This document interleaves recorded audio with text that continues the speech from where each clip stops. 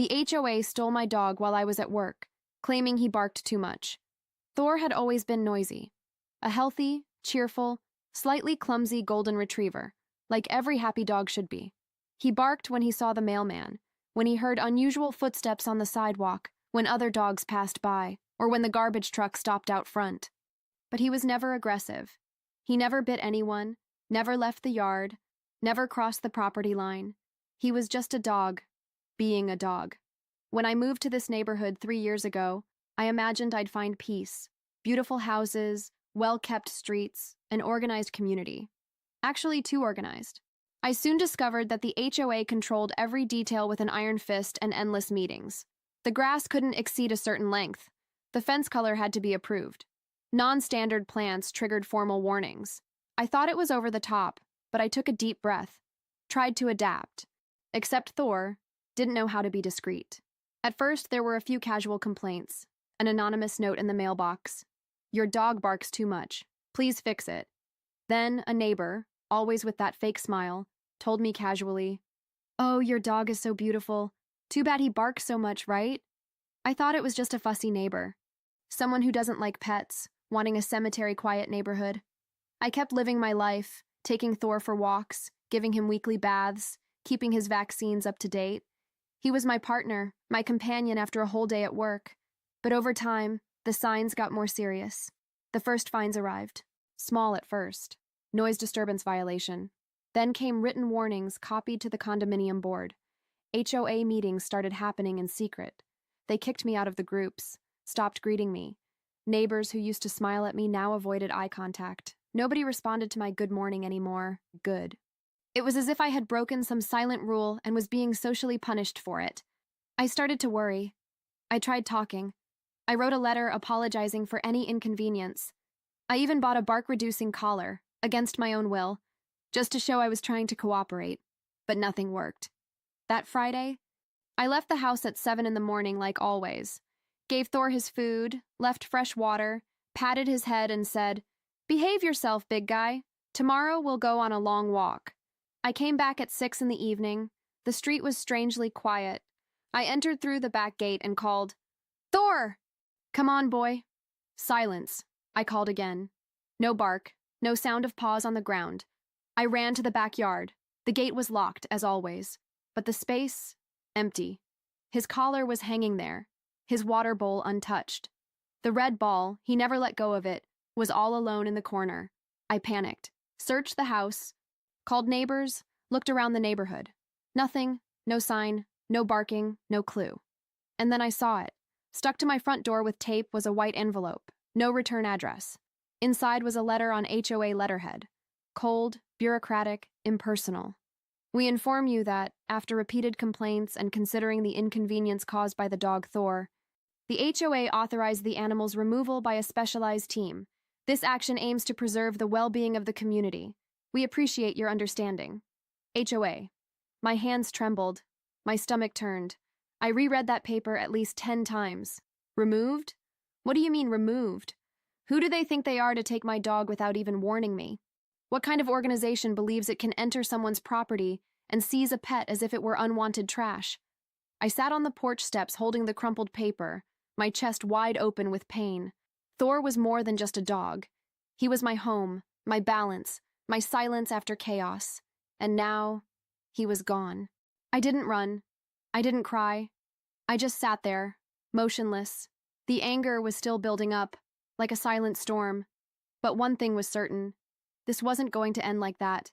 It was only beginning. The next morning, before the sun rose, I was already up, with dark circles under my eyes, my face swollen, and my eyes burning from not sleeping at all.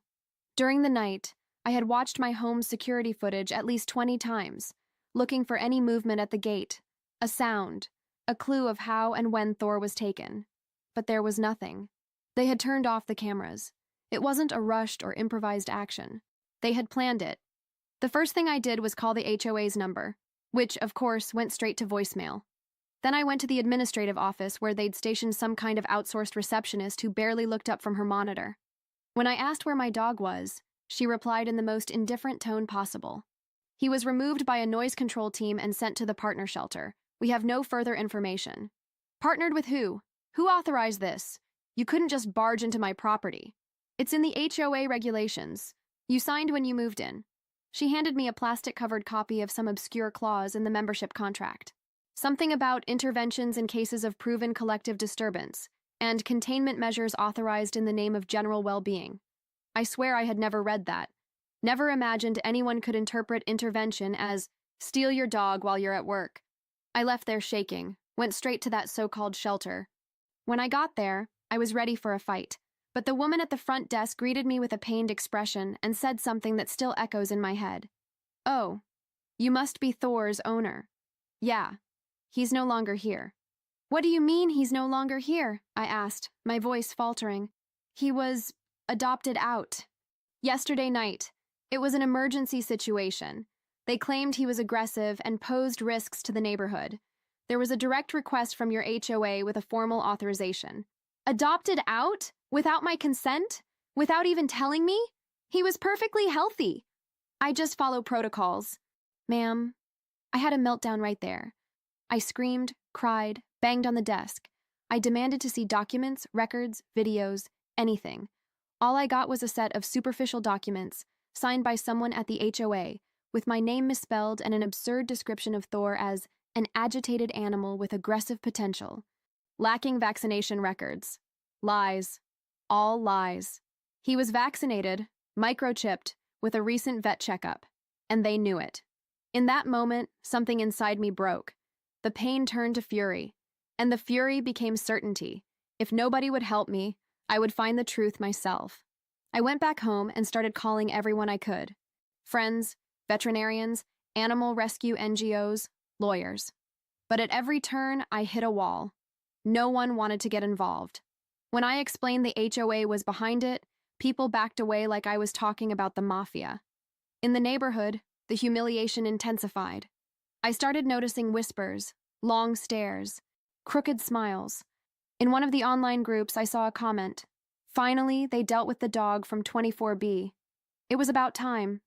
I had become the crazy dog lady. The woman who yells at gates, rips up notices off the door, who freaks out at the shelter.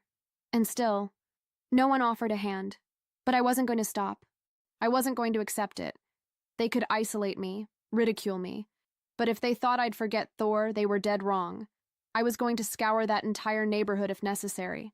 I'd find out where he was, who took him, why, who signed off on it.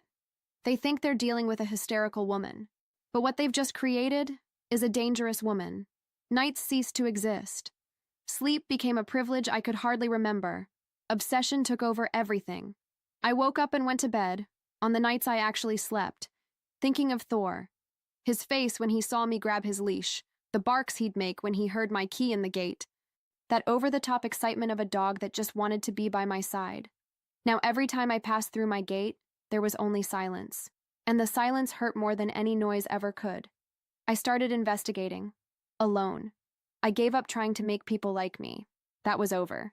I didn't need sympathy anymore. I needed names, dates, evidence. I went back to the shelter, this time with a hidden recorder in my pocket. The woman at the desk recognized me from afar and called security before I even spoke. But I wasn't there to ask permission anymore. I spent the week calling other shelters, pretending to volunteer, offering to help, trying to see how quick adoptions typically worked. That's how I found something strange. A small, almost unknown shelter told me over the phone, "Oh, you're from the HOA Hillside area, right? We usually get pickups from there now and then." "What do you mean?" I asked, trying to keep my cool. "They have their own system. When there's a dog that barks too much or is problematic, they send it over. We just sign, receive, and pass them along. Nothing illegal, but it's kind of private." That was the first crack in the HOA's squeaky clean veneer. I kept going. I recorded everything. Neighborhood meeting? I'd be in the back, cell phone on airplane mode, camera rolling in my pocket. I started putting together a physical binder full of names, timelines, screenshots of group chats, copies of the fines I'd received. I talked to former residents, those who had the guts to move away, and one of them, safely far from the neighborhood, sent me a voice message saying, "You're not the only one. My German Shepherd disappeared the same way. They told me he ran away. But today, I'm sure that wasn't the case. Each account was like driving a nail deeper into my chest, and the more I dug, the filthier it got. I discovered that the shelter responsible for these pickups received a significant donation 2 years ago from the very HOA. And the HOA president owned a dog training business that provided calm and obedient dogs to gated communities and therapy clinics. The connection was getting clear. Thor wasn't removed, he was taken, sold. I started carrying a notebook everywhere. I wrote down every suspicious phrase, every strange look, every new name. It became an obsession. I lost friends. People close to me said I was obsessed, that I needed to move on.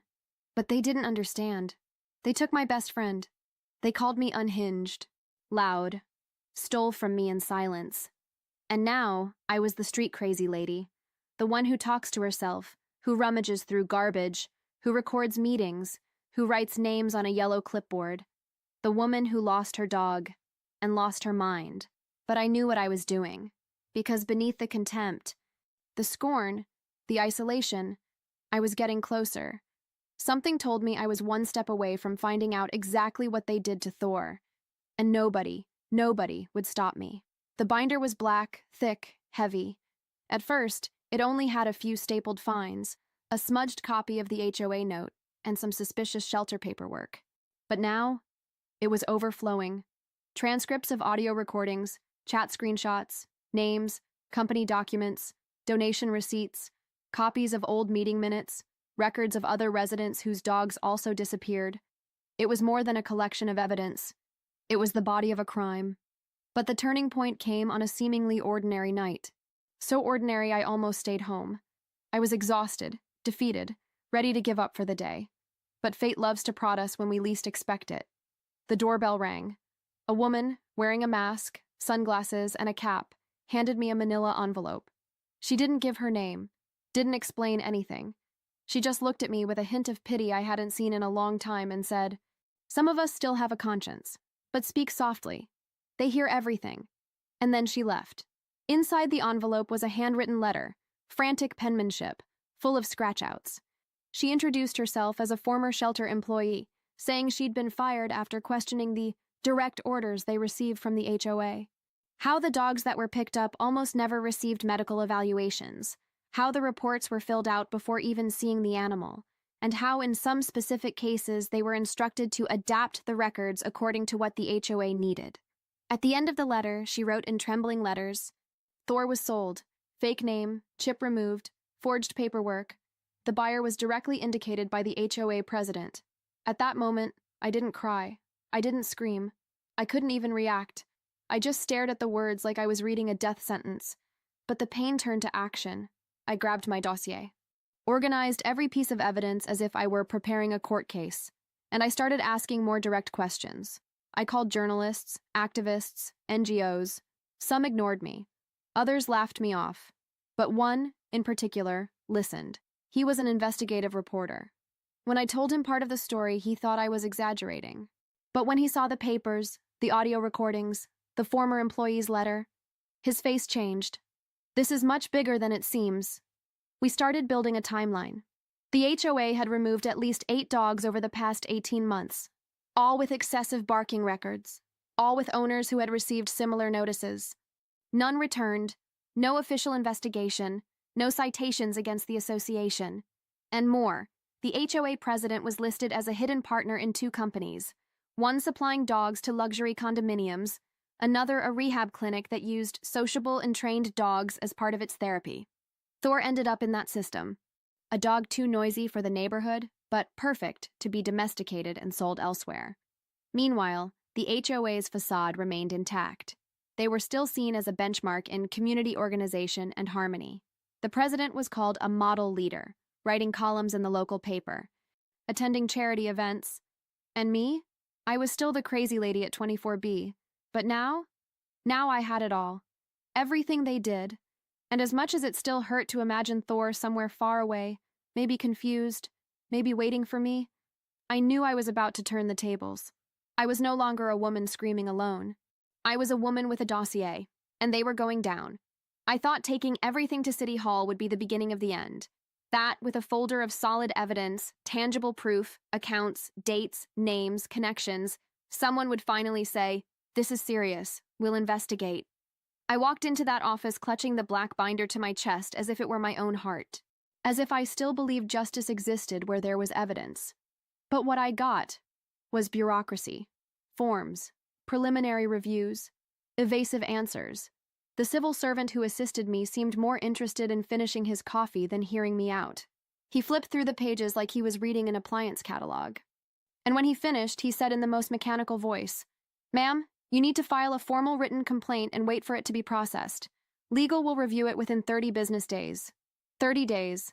30 days while my dog could be anywhere. While others might be taken. While the HOA president kept smiling for local news and earning applause in neighborhood meetings. I left in silence, but inside I was screaming. My next attempt was the press. I contacted the reporter who had listened to me before. He was shocked by City Hall's disinterest, but when he tried to publish the story on a major portal, it got stuck in editorial review, which claimed the complaint needed more official evidence. I started to suspect there was more going on. A network that protected those who knew how to work in the shadows. I went days without eating properly. I wandered the house like a ghost. The neighborhood, of course, knew I was stirring up what I shouldn't. Some started giving me even dirtier looks. Others simply ignored me. I became an annoying buzz in their peaceful routines. That same routine that, unbeknownst to them, hid a crime. And then, I got a letter, no sender, slipped under my door, a simple piece of paper folded hastily. Inside, 4 lines that froze my blood. He's at Creek Hill Farm, near the north exit. He was sent there labeled aggressive and sick. Check the records. They're lying. You weren't the only one. I took a few seconds to breathe. Creek Hill Farm. I'd heard that name before. It was a humane treatment center for animals deemed unadoptable. A place that supposedly offered painless euthanasia for dogs with severe illnesses or violent behavior. They were saying Thor was taken there to die.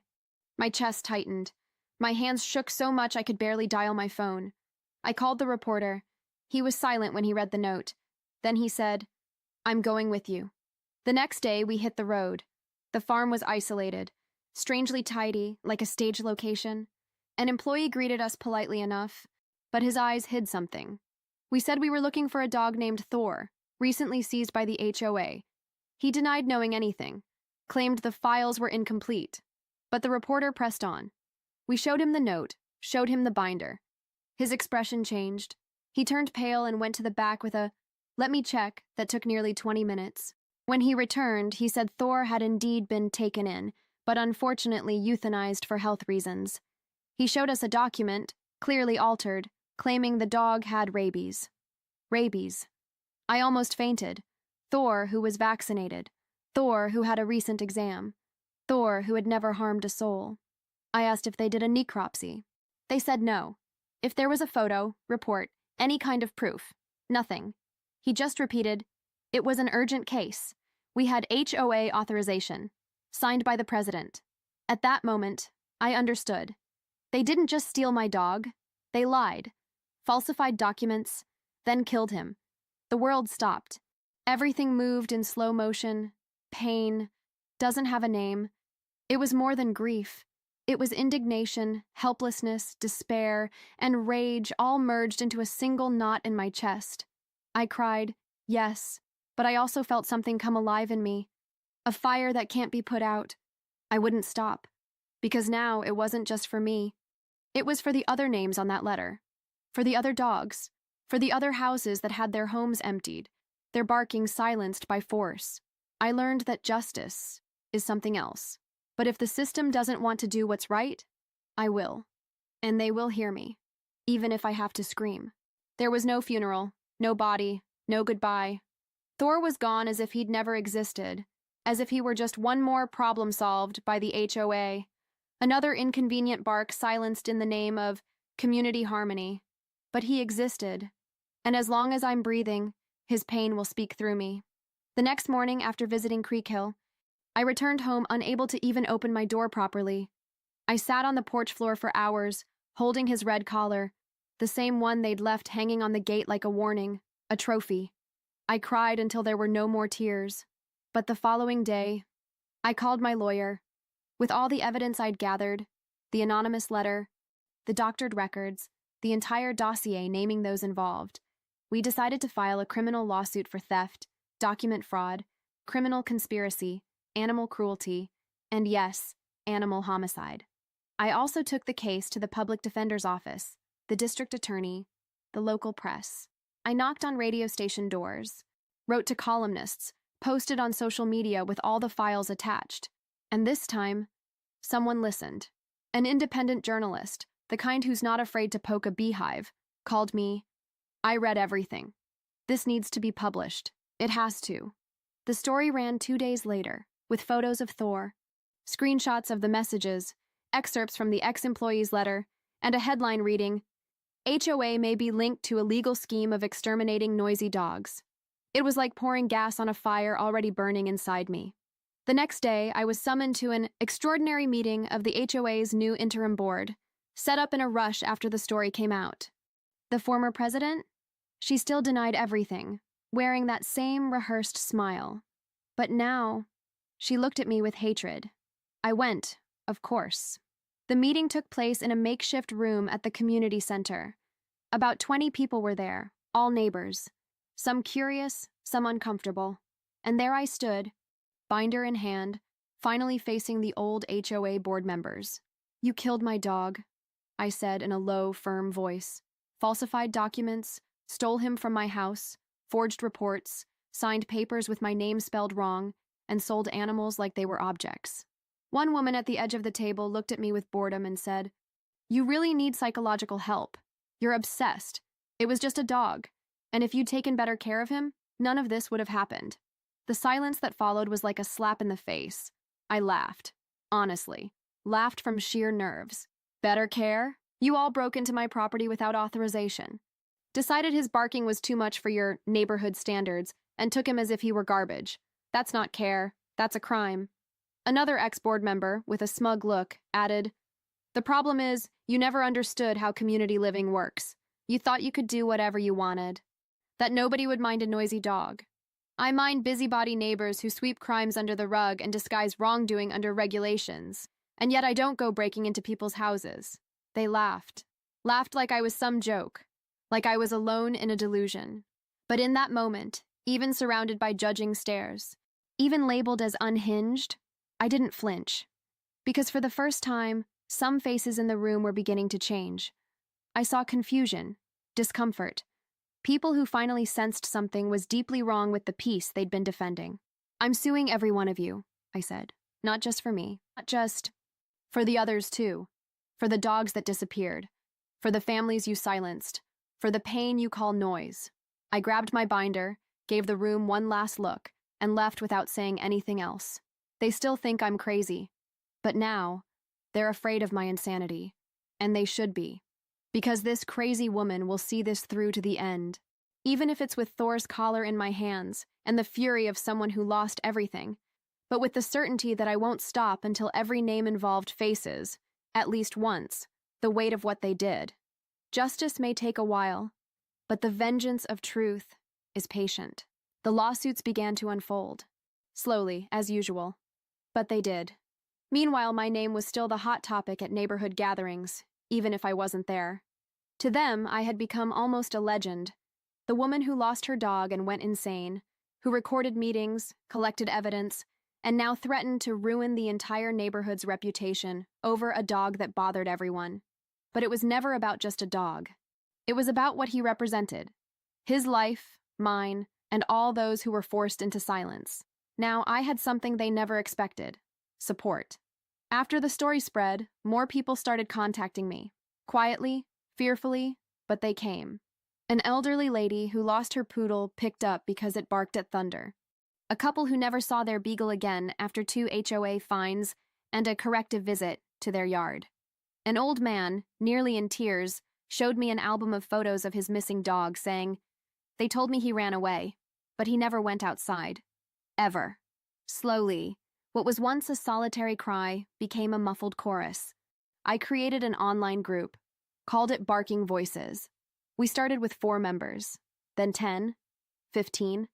Before I knew it, more than 50 people were sharing similar stories. Different neighborhoods, Different states, different cases, the same pattern, the same excuse, the same silence. The scandal grew. And the HOA? It began to collapse from within. The president vanished from social media. Her dog training business shut down. Her once arrogant lawyer started postponing hearings. Then, a search warrant was executed at one of the ex-directors' homes. They combed through everything. Documents, computers, phones. I heard about it from others. But for the first time in a long while, I allowed myself a smile. I was called in for an official statement. I arrived with the black binder, now so stuffed it could barely close. I entered the police station with my head held high, sat down in front of the detective, and told him everything. Without shaking, without hesitation. Names, dates, falsifications, omissions, connections. At the end, I took out Thor's collar from my pocket, placed it on the table. This is all that's left of him, and I want you to remember it when you start thinking this was just a dog. He didn't reply. But he didn't look away either. A few weeks later, I got a call. The journalist who broke the original story phoned, not hiding her excitement. Another tip came in. Someone on the inside turned over documents proving the sale of animals with fake social security numbers. Over 20 of them. Thor's name is among them. I closed my eyes. For a moment, I felt he was there with me. Not in spirit, but in what he became. The spark. Proof that fighting was worth it. The HOA, as an institution, was officially disbanded in my neighborhood. Elsewhere, audits began. Some of those involved remain under investigation. Others disappeared. But they can't walk around like they own the place anymore. And me? I still have his collar. Sometimes I keep it in my bag. Sometimes I hang it from my car's rearview mirror. It's my daily reminder of who I was, of who they stole from me. Some neighbors still look at me like I'm a plague. They say I took things too far, that I caused trouble where there was only peace. But I learned that peace built on injustice is no peace at all. It's control. And if being the woman who exposed all of this makes me hated, so be it. Because now, I walk through the same streets as before. But those who laughed, who mocked, who ignored me, they're the ones who look away. I didn't lose. They just don't know what to do when silence barks louder than any dog. The news broke on a rainy morning. I was having coffee, distracted, trying for the first time in a long while to have a normal day. The TV was on low volume. Then the headline appeared.